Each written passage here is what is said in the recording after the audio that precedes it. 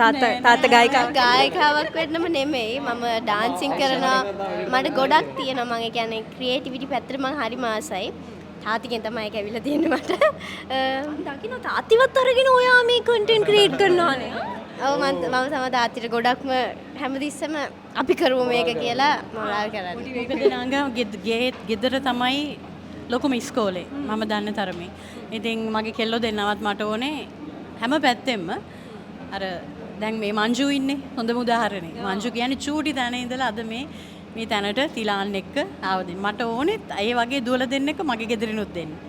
ඉතින් කවුරු මොනවා කිව්වොත් මට අදාළ නැහැ. මට වැඩකුත් නැහැ. මම කවදාවත් අනිත් මිනිස්සු කියන දේවල් ගණන් ගත්ත කෙනෙකුත් නෙමෙයි. මොකද මම දන්නවනම් මම මොකද කරන්නේ කියලා. මගේ මහත්තයා දන්නවනම් අපි මොකද කරන්නේ කියලා එච්චරයි. ඉතින් මගේ කියලා අකි සයිලන්ට් ගොඩක්. අක්කි ගොඩක් වෙනස්. නංගියක් අක්කි මොනවටද කැමති මේ අම්මි? ඇත්තටම සයිකොලොජි ස්ටුඩන්ට් කෙනෙක්.